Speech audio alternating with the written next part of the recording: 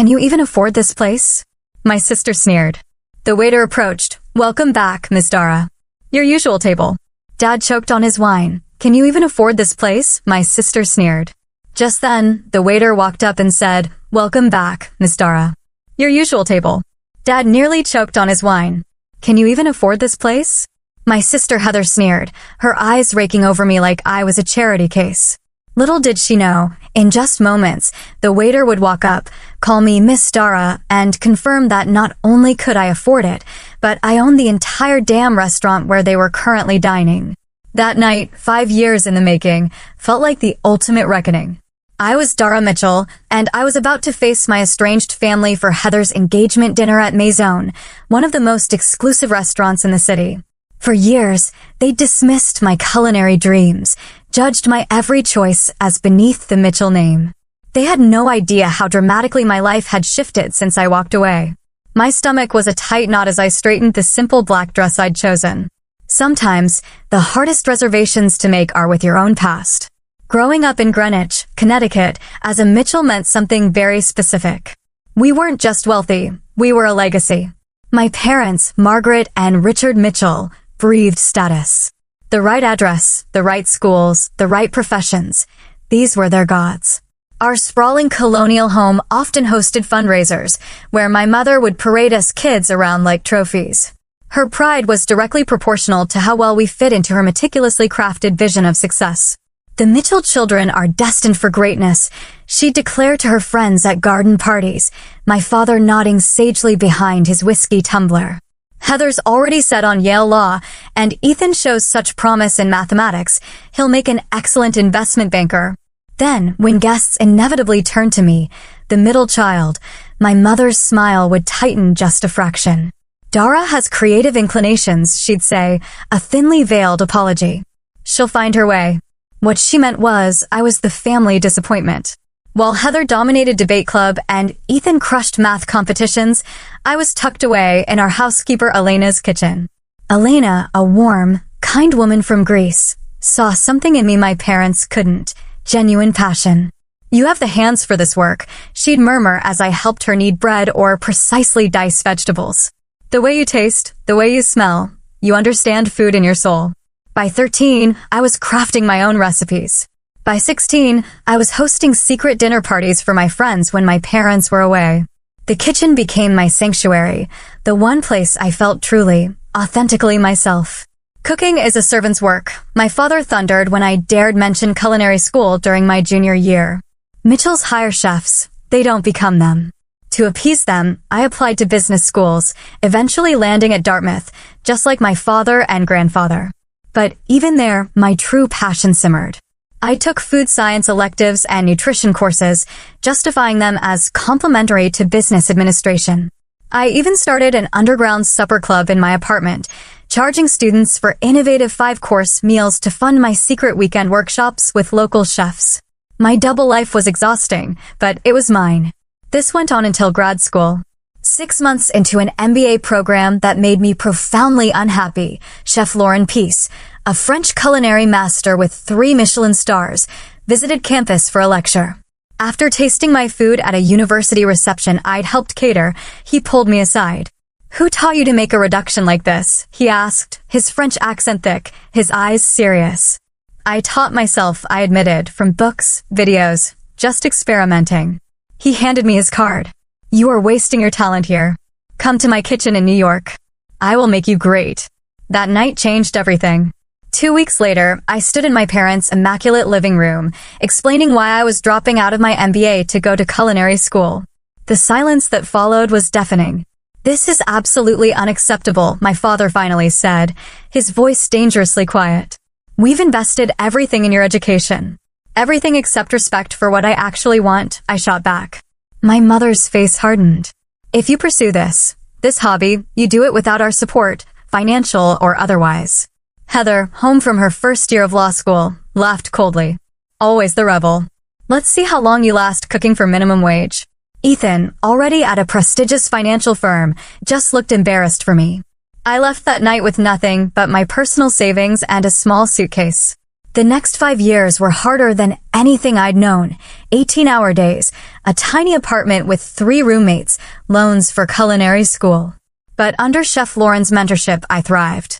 The kitchen's intensity, the discipline, the raw creativity, it fed something in me that business school never could. And then, the opportunity that would change my entire world. An investor who'd tasted my food at one of Lauren's events approached me. 2 years ago, Maison opened its doors, with me as executive chef and partial owner. 6 months after that, I bought out my partners to become sole proprietor. The irony wasn't lost on me. I had ended up using my business education after all, just not in the way my parents intended. Maison quickly became the hardest reservation to get in the city. Last month, Food and Wine magazine featured us in their Future of American Cuisine issue. Through all of this, I'd kept my distance from my family. Occasional stilted phone calls with my mother, holiday cards, nothing substantial. They knew I was doing something with food, but nothing about my actual success. I kept it that way intentionally. I wanted recognition for my accomplishments on my own terms, not as a way to finally earn their approval. So, when the embossed invitation to Heather's engagement dinner arrived at my apartment, I was genuinely surprised. Even more shocking was the location, my own restaurant. Of course, they couldn't have known it was mine. They probably chose it because it was exclusive and impressive, perfect for showcasing their status. After days of deliberation, I decided to accept, not to seek validation, but perhaps to finally close a chapter. 5 years of distance had given me perspective. I was secure enough in my success now to face them without crumbling under their judgment. What I hadn't anticipated was how it would feel to watch them dine in my establishment, criticizing the very dishes I had poured my heart into creating. But that was exactly what awaited me as I pushed open Maison's heavy glass doors that evening, ready to play the role of the struggling black sheep one last time. The familiar scent of Maison enveloped me as I stepped inside, saffron, reduced wine, the subtle perfume of fresh herbs I insisted on having delivered twice daily. Usually, this aroma centered me, reminded me of everything I'd built. Tonight, it only intensified my anxiety. I'd chosen my outfit. Carefully, a simple black dress that was actually Diane von Furstenberg, accessorized with a single strand of pearls from my grandmother. Understated elegance that my status-conscious family would likely misread as me trying too hard with limited means. My hair was pulled back into a sleek chignon, another detail they'd probably interpret as me not being able to afford a proper styling. Marcus, my most senior server, spotted me immediately. His eyes widened slightly in question. I rarely came in through the front entrance as a guest. I gave him a subtle shake of my head and mouthed, "Not yet." He nodded discreetly and continued with his duties. From the entryway, I could already see them. They'd requested the center table. My mother, perfectly coiffed. My father, examining the wine list with exaggerated concentration. Heather, draped in what looked like new season Gucci. Next to her sat a man I didn't recognize, Bradley, presumably, with slicked back hair and a watch that caught the light every time he moved his wrist. Ethan and his wife Allison completed the picture, both in business attire, as though they'd come straight from important meetings. Celeste, my hostess, approached with a warm smile. "Good evening, miss." She caught herself just in time. "Your party is already seated. May I show you to their table?" "Thank you, Celeste," I murmured, appreciating her discretion. As we approached, my mother noticed me. Her eyes performed that quick, childhood assessment I remembered, a head-to-toe scan that calculated the approximate value of my appearance and, inevitably, found it wanting. "Dara," she said, rising to air-kiss my cheeks. "You finally arrived." We were beginning to wonder.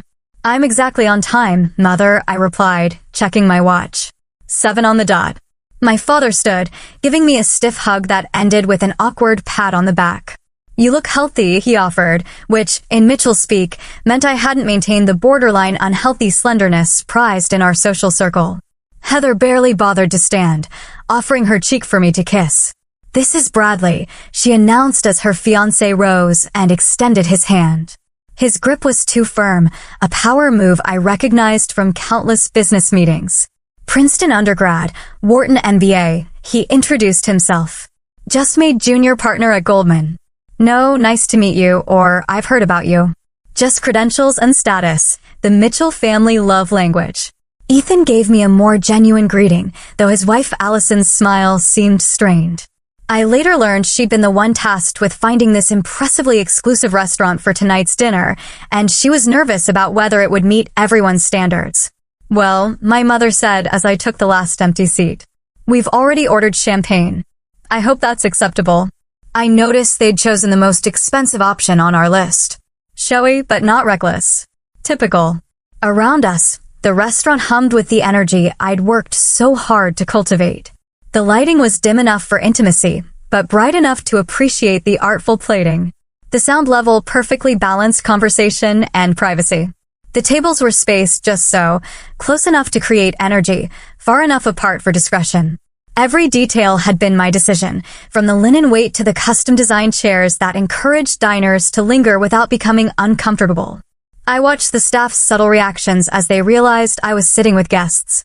Jose, my sommelier, caught my eye as he approached with the champagne. The slightest raise of his eyebrow asked if I wanted him to acknowledge me. I gave an imperceptible shake of my head. Excellent choice, he said to my father instead, presenting the bottle with practiced elegance before beginning to pour. We're celebrating an engagement, my father announced unnecessarily, clearly hoping for special treatment. Congratulations, Jose replied smoothly. Maison is honored to host such a special occasion. I'm surprised you managed a reservation, I said innocently. I've heard it's quite difficult. Bradley leaned forward, a smug wink.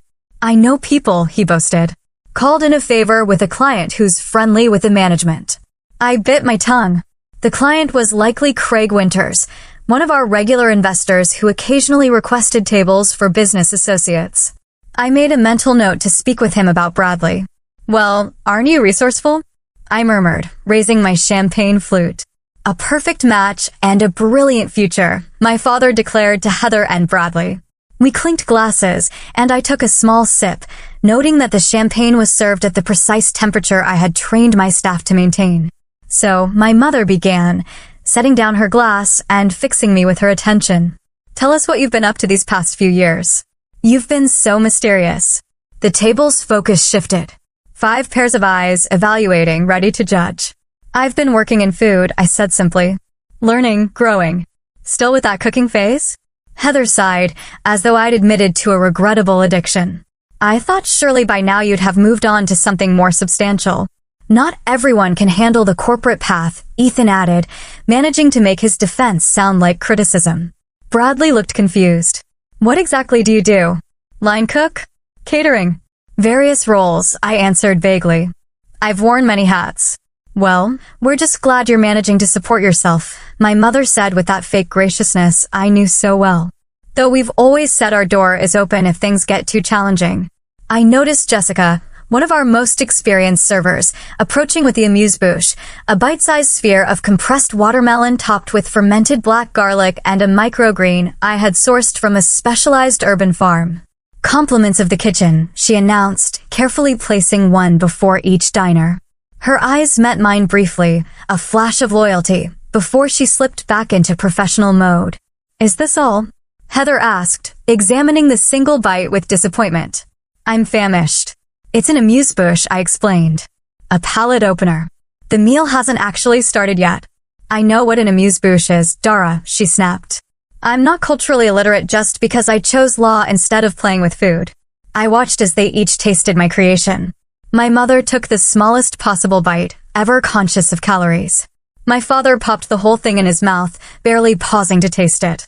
Ethan and Allison at least seemed to appreciate it, while Bradley made a show of analyzing the flavors like a wine connoisseur, using terms that made no culinary sense. Only Heather left hers untouched.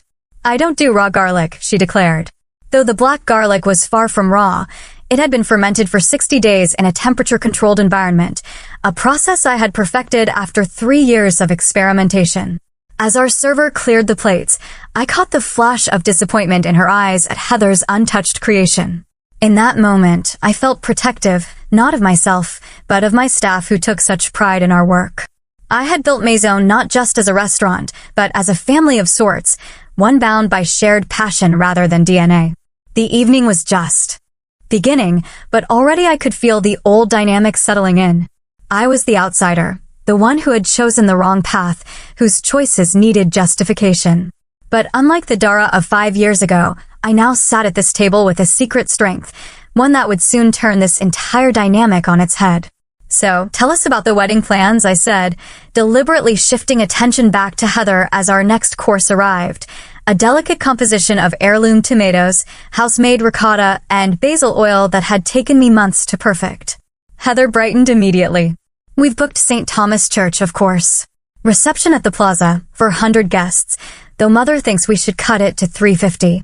The guest list is getting unwieldy, my mother interjected.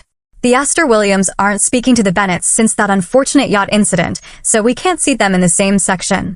I suppressed a smile. The gravity with which they discussed these social calculations never ceased to amaze me.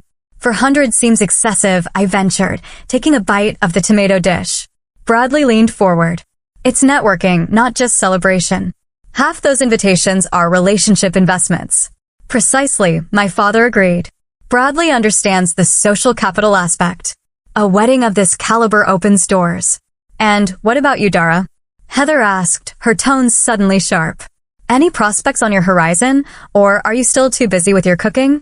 I noticed she had barely touched her food, pushing the heirloom tomatoes around her plate with obvious disinterest. I'm focused on my career right now, I answered simply. Career? Ethan repeated with a small laugh. Is that what we're calling it? My mother jumped in. Dara, dear, surely by 29 you're thinking about settling down. There's that lovely son of Margaret Whitley. He's in hospital administration, I believe. Very stable. I'm not looking to be set up, Mother. Well, your options will get more limited with each passing year, she persisted. Especially in your situation. Before I could respond, our server appeared to clear the course. I'd barely registered the taste of my own creation. Too tense to properly enjoy it. Is there a problem with the dish? Jessica asked Heather, noting her nearly full plate. Too acidic, Heather replied dismissively. And the tomatoes could have been riper. I bit my tongue. Those tomatoes had been selected at their peak that very morning from a farm upstate that grew specifically for us. I'm so sorry to hear that, Jessica said with practiced diplomacy. I'll be sure to inform the kitchen.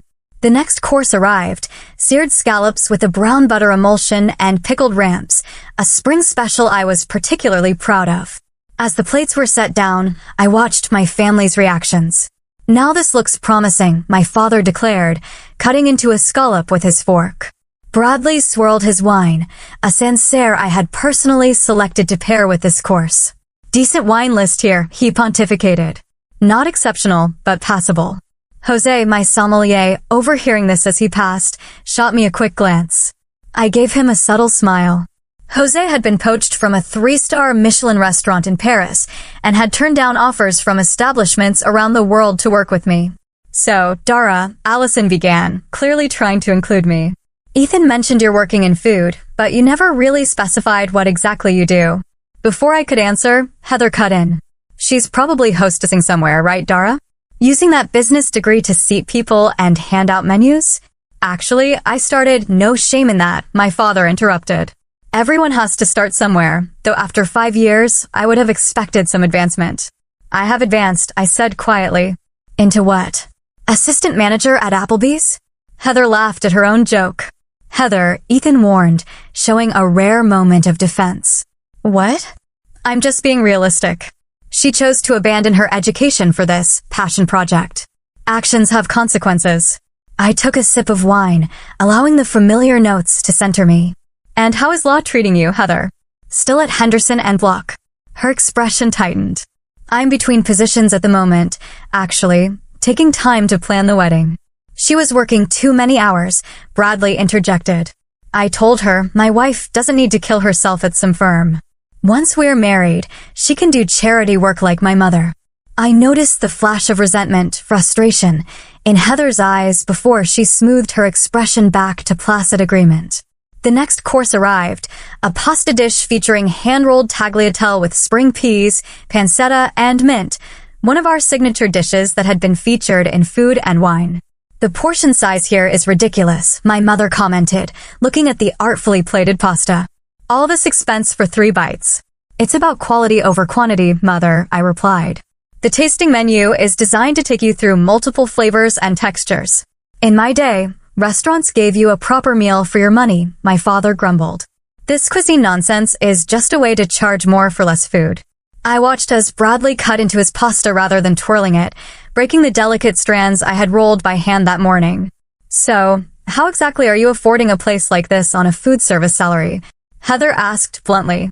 This is one of the most expensive restaurants in the city. I felt all eyes turn to me. I manage my finances carefully, I replied. Oh, please, Heather scoffed. A dinner here costs more than you probably make in a day. Who are you dating? Is he paying for this? I'm not dating anyone, I said evenly. Then how can you possibly afford this place? She pressed. Are you in debt, maxing out credit cards to keep up appearances? Heather, Ethan warned again, looking uncomfortable. No, I want to know, she insisted.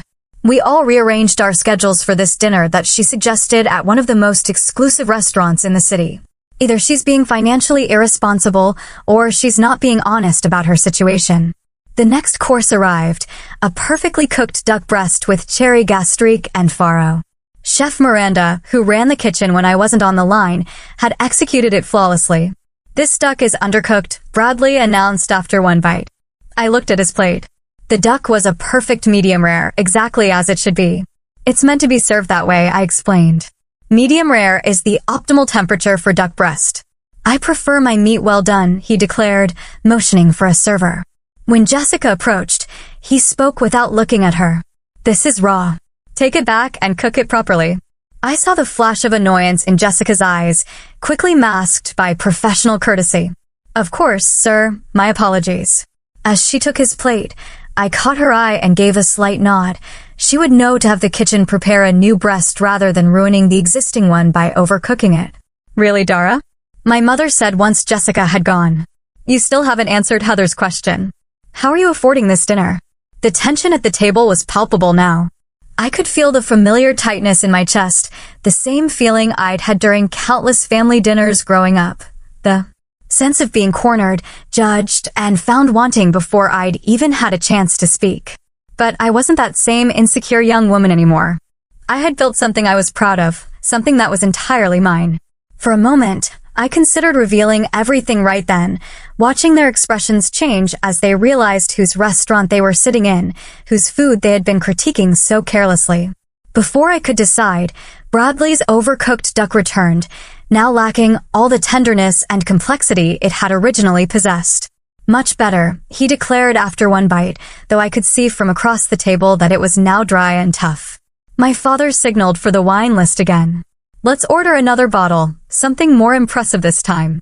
As Jose approached with a leather-bound list, my father made a show of examining it, finally pointing to one of our most expensive options, a Bordeaux priced at over $800. This one should be adequate, he declared. I knew that bottle intimately. I had selected it during a trip to France last year, meeting with the vintner personally. It was spectacular, but completely wrong for the current course and the ones to follow. May I suggest something that might pair better with the remaining dishes? I ventured. My father waved me off. I think I know my wines, Dara. Jose caught my eye, silently asking for direction. I gave him a small nod. Let my father have his way. This wasn't the hill to die on. As the evening progressed through the final savory course and into dessert, a deconstructed lemon tart that was one of my personal favorites, the barbs continued. Every dish met with some criticism. Every attempt I made to contribute to the conversation was somehow twisted into evidence of my failure. By the time coffee was served, I felt emotionally drained. The double burden of enduring my family's condescension while watching them thoughtlessly critique my life's work was becoming unbearable. Then came the moment I'd been both dreading and anticipating, the check. Marcus approached with a black leather folder containing the bill, placing it discreetly in the center of the table. My father reached for it immediately, a reflex of patriarchal duty, but Bradley intercepted. Please, Richard, allow me, he said, with the practiced smoothness of someone who has turned even generosity into a power move. Consider it my treat to celebrate the occasion. My father made the expected token protest before acquiescing. I watched as Bradley opened the folder, his expression shifting from confident smile to barely concealed shock as he registered the total. Is there a problem? My father asked, noticing the change. No, Bradley recovered quickly, just confirming the calculation. I knew exactly what he was looking at. A dinner for 7 with premium wine pairings, special off-menu requests, and that $800 Bordeaux would run well over $3,000. Not outrageous for a restaurant of Maison's caliber, but certainly a statement. He reached for his wallet, extracting a black credit card with deliberate slowness, making sure everyone noticed the exclusive tier. Heather, perhaps sensing his discomfort, chose that moment to circle back to her earlier interrogation. "So, Dara," she said, her voice dripping with false sweetness. "You never did say how you're managing to contribute to this extravagant dinner. We wouldn't want you stretching yourself financially on our account." All eyes turned to me again. I could feel the familiar dynamic asserting itself. Heather, the successful one. Me, the struggling disappointment. "I can cover my portion," I said simply. "Can you, though?" she pressed, leaning forward. "Because we all know what food service pays. Can you even afford this place?" The table fell silent. The question hung in the air, so deliberately insulting that even my parents looked uncomfortable. "Heather," my mother murmured. "Perhaps this isn't—" "No, I want to know," Heather insisted, eyes locked on mine. "We've spent the entire evening pretending that everything's fine, that Dara's choice to throw away her education hasn't left her struggling. I think we deserve some honesty." I felt a hot flush rising from my chest to my face. 5 years of distance, of building my own life and success, and nothing had changed. I was still the family disappointment, still being asked to justify my existence. Bradley, perhaps sensing an opportunity to reassert control after the check shock, joined in. "If you need help with your portion, just say so. No shame in that." "I don't need help," I said, my voice tight. "Then how exactly are you paying for this?" Heather demanded.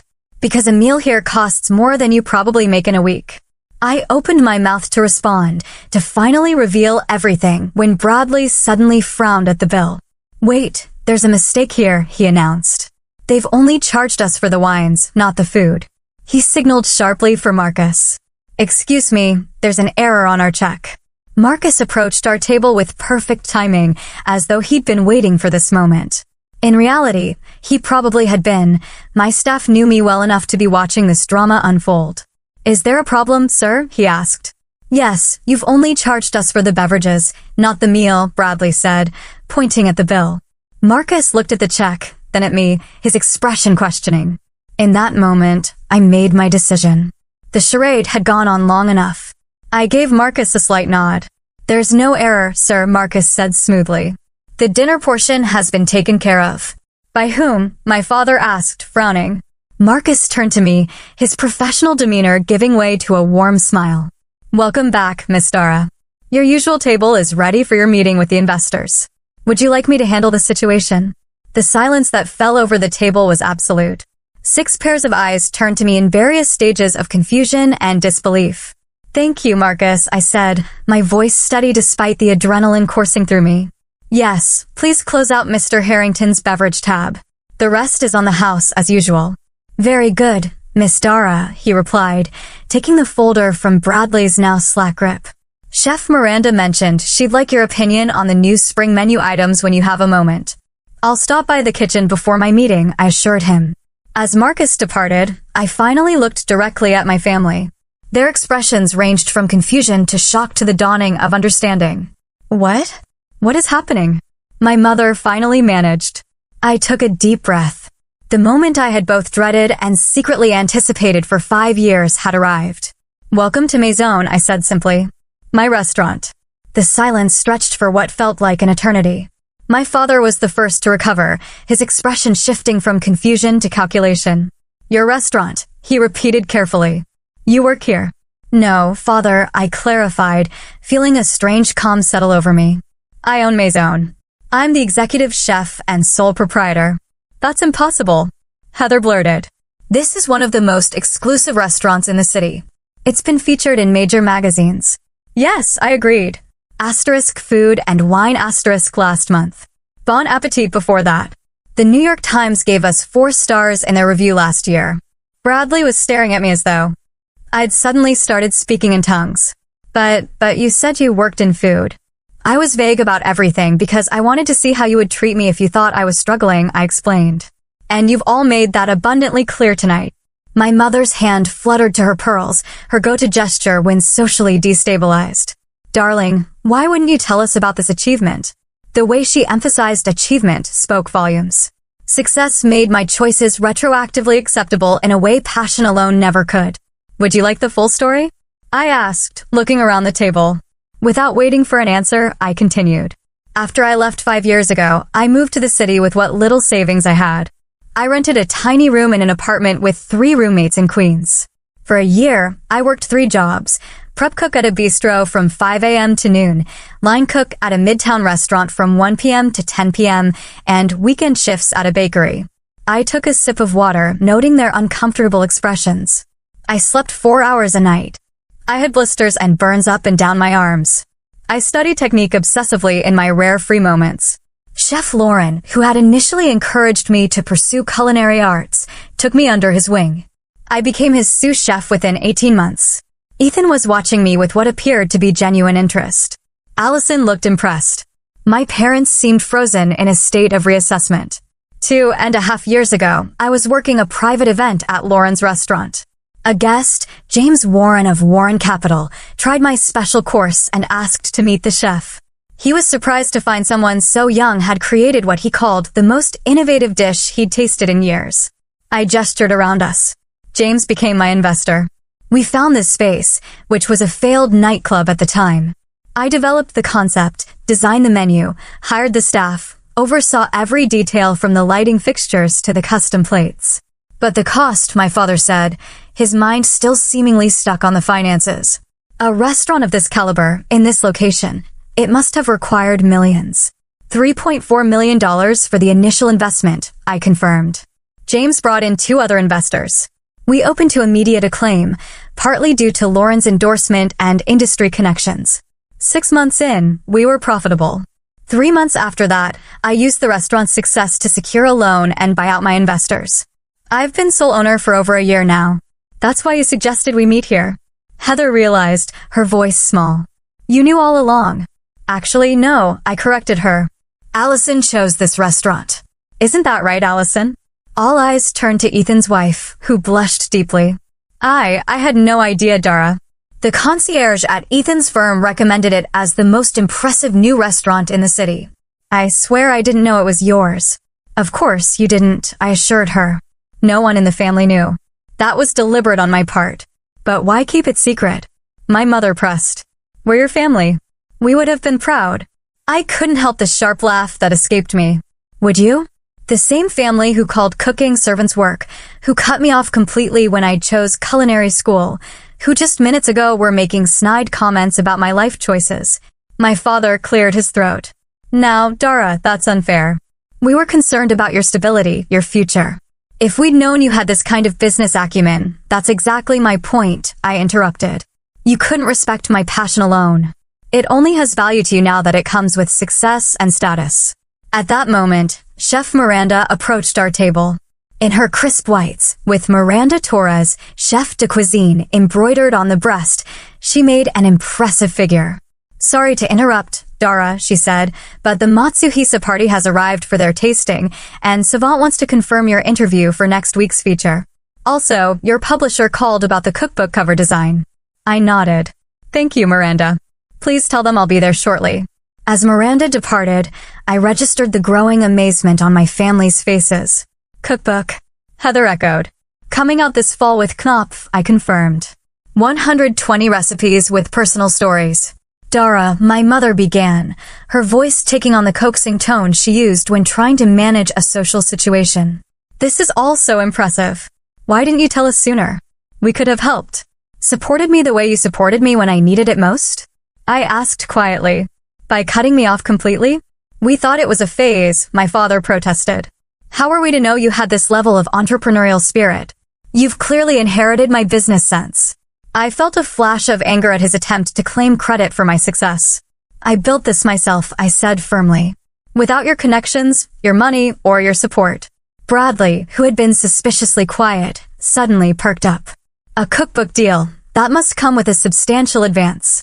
And this place, he gestured around appreciatively, his earlier criticisms forgotten. It must generate significant revenue. Do you have plans for expansion? Perhaps a restaurant group? I have some contacts in hospitality investment who might be interested. I couldn't help but laugh at the transparency of this pivot from condescension to networking opportunity. I'm doing quite well with my current advisors, but thank you, I said. Heather shot him a look of irritation before turning back to me. So, all this time, while I thought you were struggling, you were actually succeeding. Building all this? Yes, I said simply. And tonight, she continued, her voice hardening. You let us sit here, criticizing your food, your wine list, your portion sizes, all while knowing it was yours? I wanted to see how you would treat me if you thought I was still the family failure, I explained. And now I know. That seems manipulative, she snapped, but I could see the embarrassment behind her anger. More manipulative than asking how I could afford to eat here, than suggesting I must be in debt or dating someone wealthy to afford a meal at this table? I countered. You weren't concerned about me, Heather. You were enjoying what you thought was your superiority. The restaurant had gradually emptied as we talked, the evening service winding down. Jose approached with a bottle. Your special reserve cognac, Miss Dara, he said, for your investors meeting.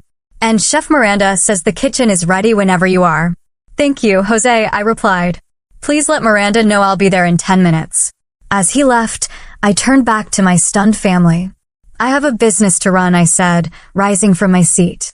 Thank you for coming this evening. Dara, wait, my mother said quickly. Don't leave like this. We should celebrate your success. Perhaps we could all have brunch this weekend? Catch up properly.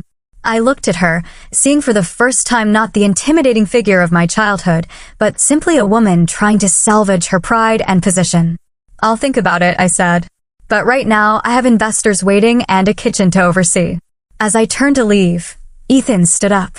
Dara, he said, his voice quieter than the others. For what it's worth, this is incredible. What you've built here, it's remarkable. I'm sorry for not supporting you sooner. Of all the reactions, his felt the most genuine. I gave him a small nod of acknowledgement before walking away from the table where I had just changed the dynamics of my family forever. I had barely made it 10 steps when I heard the click of heels behind me. Turning, I found my mother hurrying to catch up, her perfectly composed facade beginning to crack. Dara, please, she said, lowering her voice. You can't just drop this revelation and walk away. We need to talk about this. I glanced toward the private dining room where my actual investors, a group discussing funding my restaurant concept, were waiting. I have a meeting, Mother. Postpone it, she insisted. This is family. Family hasn't been a priority for you in 5 years, I replied, keeping my voice steady. My business commitments don't suddenly become optional because you finally decided my career is worthy of your attention. The rest of the family had followed her, creating an awkward cluster near the bar area. My father looked distinctly uncomfortable and used to not being in control of a situation. Heather's expression wavered between resentment and something that might have been respect. Perhaps we could continue this conversation tomorrow, my father suggested in his problem-solving business tone. Dinner at our place. We have much to discuss, including how we might help you expand, Bradley added eagerly. My firm specializes in I don't need your help, I interrupted firmly. I didn't build this place to finally win your approval. I build it because this is what I love, what I'm good at.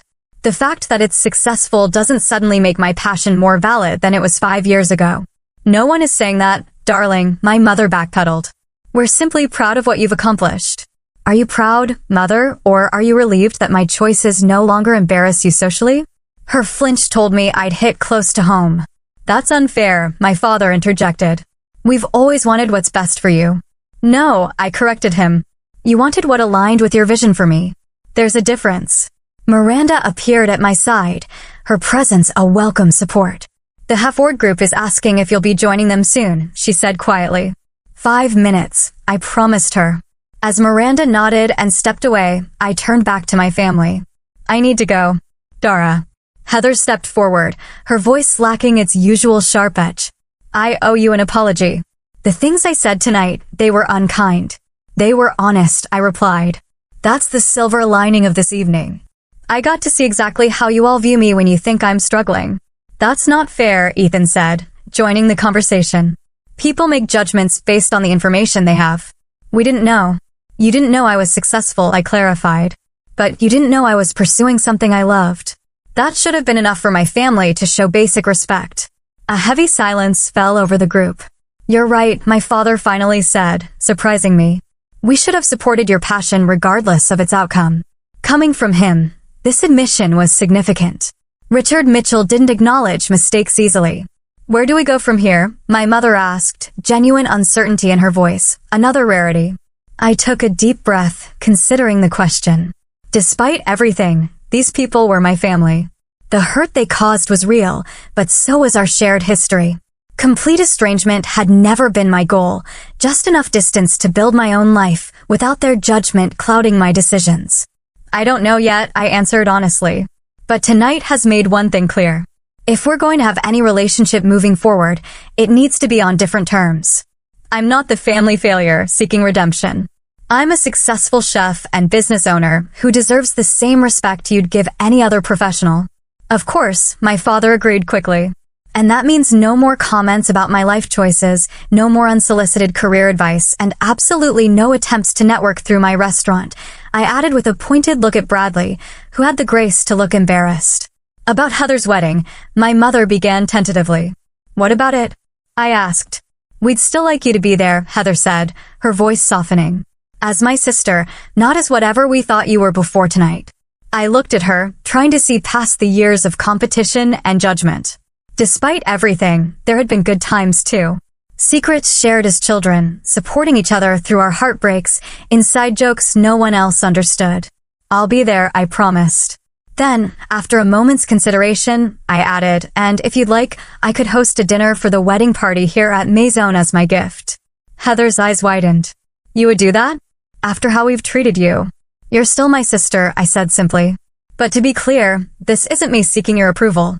It's me offering something I'm proud of on my own terms." "I understand," she said quietly. "And I would be honored." A genuine smile, the first of the evening, passed between us. "Now, I really do need to go," I said, gesturing toward the private dining room. "Of course," my father nodded. "Your business comes not always," I corrected him. "But tonight?" "Yes." As they gathered their things to leave, I added, "I'm free for brunch on Sunday." "Not at your club, though. There's a small place in the East Village I think you should experience." "We'll be there," my mother promised, looking relieved at this small opening. I watched them file out of the restaurant, their perspectives irrevocably changed. As the door closed behind them, I let out a long breath, feeling oddly lighter. Miranda approached again. "Everything okay?" Getting there, I replied, "Family is complicated. Tell me about it." She laughed.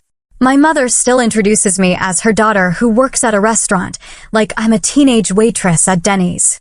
I smiled, grateful for her understanding. "Let's go talk spring menu. I have some new ideas I'm excited about."